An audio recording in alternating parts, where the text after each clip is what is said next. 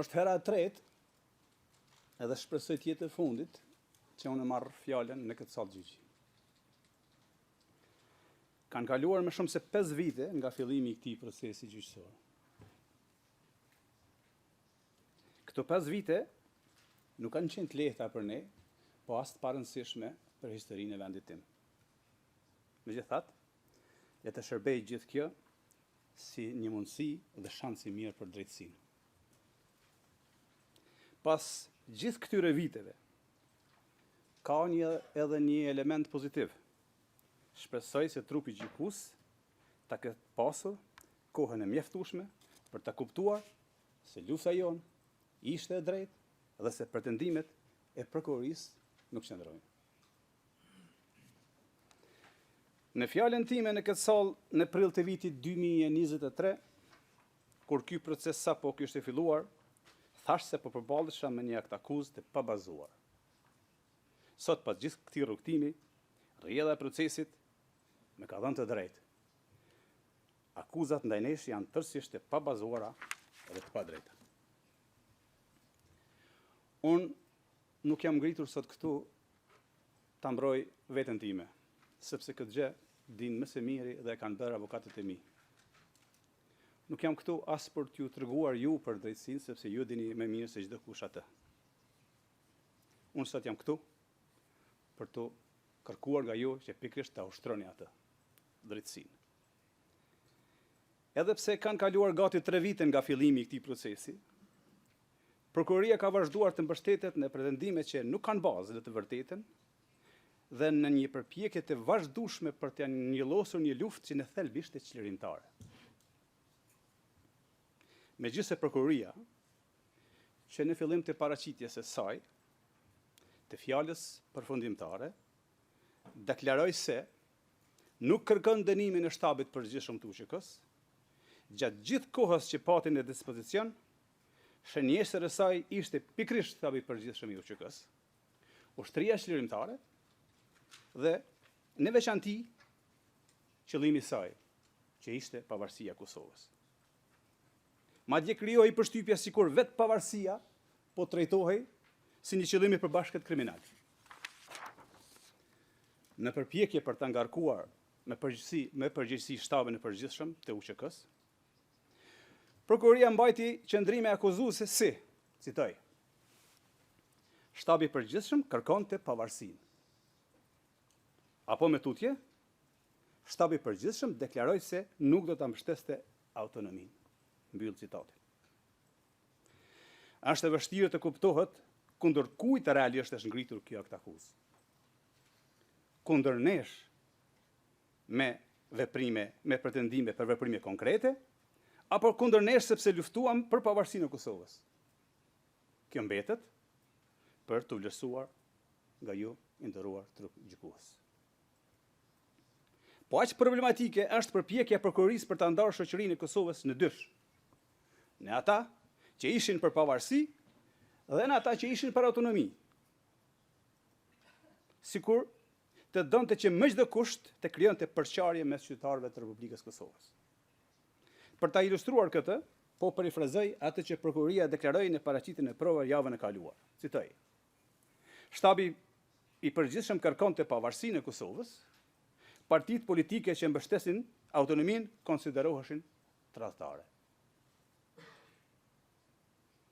Të nderuar, në Kosovë nuk ka pasur kurrë asnjë parti politike shqiptare që ishte kundër pavarësisë. Dhe rrjedhimisht asnjë që mbështeste ndonjë autonominë në Serbi. Të gjitha partitë politike shqiptare ishin për pavarësinë, ashtu siç ishte edhe vetë qëllimi i ushtrisë çlirimtare të Kosovës. Ta paraqesesh mbështetjen për pavarësi si kërkesë radikale dhe autonominë si moderne, është një sulm jo vetëm ndaj historisë Kosovës, por edhe ndaj të ardhmes së saj. Sikur prokuroria përpiqet të na ndajë ne shqiptarëve mes veti dhe ta barazojë UÇK-n me krimet e Serbisë. Askush nuk mund ta bëjë asnjërin e as tjetrën. Lufta çlirimtare nuk mund të barazohet me shtesin vrasës të Serbisë. ta barazosh rezistencën e një populli të shtypur me një plan kriminal, do të thotë ta vendosësh në të njëjtin nivel rezistencën e të shtypurit me projektin e shtypësit. Ky barazim nuk është vetëm i pasakt, po thellësisht i padrejtë. Të përpiqesh të ndërhysh me qëllim në ndryshimin e fakteve historike përmes akuzave me pretendime të shtrëmbuara, është thjesht të përpiqesh ta rishkruash historinë. E historia e Kosovës nuk mund të rishkruhet, aq më tepër në një sallë gjyqi. Historinë e Kosovës e kanë shkruar me çmimin e sakrificës qytetarët e saj, luftëtarët e lirisë dhe dëshmorët e atë dheut. Kur Serbia dhe Miloševiqi vrisnin moshatarët e mi, helmonin nxënës dhe student,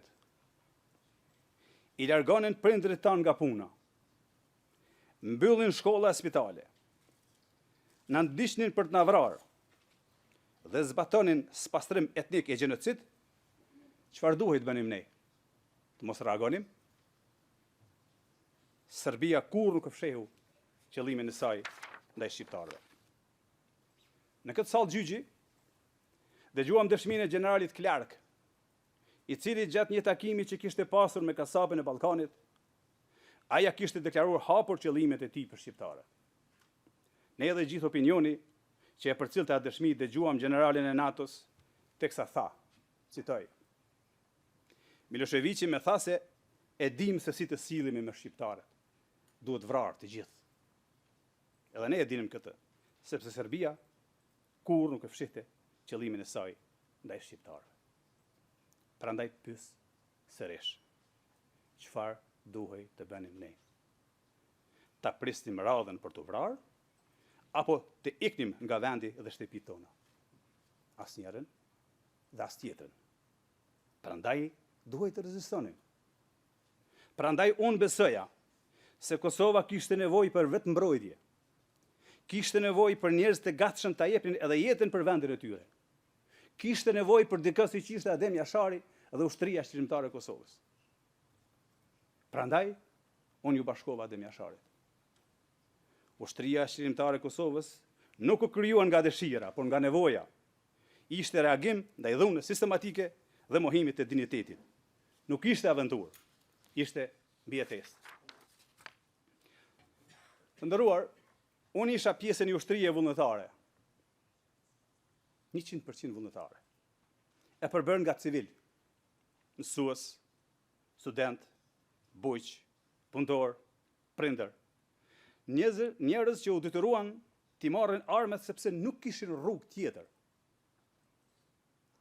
Në një pjesë të parashtrimeve të saj, prokuroria në mënyrë të çuditshme dhe në formë akuze, me cilësën si njëri person i afërt me Adem Jasharin dhe si organizator që gëzon të respekt. Nuk është e qartë nëse kjo është menduar si akuzë apo si vlerësim. Për mua, të qenit bashkëluftari Adem Jasharit është nderi më i madh që mund ta kisha. Po ashtu konsideroj edhe nder, edhe cilësimin si një nga themeluesit kryesorë të UÇK-s. Nëse këto cilësime shndrohen e akuza, atëherë problemi nuk qëndron te unë, por tek ata që i trajtojnë nderin dhe përgjegjësinë historike si faj. Po, kam mbartur armë. Armat për ne ishin mbijetesë. Shumë nga bashkëluftarët e mi kanë vdekur duke siguruar ato. Ne kërkuam ndihmë dhe armë edhe nga vendet mike, përfshirë edhe Shtetet e Bashkuara të Amerikës, gjë që është trajtuar edhe në këtë sallë. UÇK-ja nuk kishte qëllim tjetër përveç lirisë. Nuk kishte plane për të sulmuar civil apo kundërshtar politik. Ushtria Shqirimtare e Kosovës nuk ishte parti politike, ishte ushtri shqirimtare. Madje, edhe nëse lufta në Kosovë nuk të ndalej në qershor të vitit 1999 dhe do të vazhdonte deri në ditën e sotme, unë ende do të isha ushtarja dheutin. Kuptohet, nëse nuk do të isha vrarë deri më tani, për çka gjasat ishin reale. Jam I bindur se bëm gjën e duhur. Edhe sot do të bëj atë njëjtën gjë. Liria, paqja dhe demokracia arrihen duke u përballur me agresionin. Prandaj edhe NATO na mbështeti. Prandaj na mbështeten edhe vendet tuaja. Prokuroria në dosjen e saj përfundimtare kërkon dënime jashtëzakonisht të rënda. Aq të gjata saqë në thelb synojnë të na ndalojnë përgjithmonë kthimin në vendin tonë. Koha sigur do të kthehem në Kosovë tash tutje varet nga vendimi juaj. Por prokuroria duhet ta kish kuptuar se kur do që të kthehem, unë do të kthehem në Kosovën e lirë. Në Kosovën për të cilën jam krenar, që I kam dalë Zot në kohën më të duhur dhe për lirinë e secilës kam qenë dhe mbetem I gatshëm ta jap edhe jetën sa herë që do të kërkohej nga unë. Në respekt të secilit për jush në këtë sallë, besoj se po të ishin vendet tuaj në rrethonat e njëjta me ato që ka përjetuar Kosova, do të vepronit njësoj. Jam I bindur se dhe ju do të luftonit për njerëzit dhe vendet tuaja.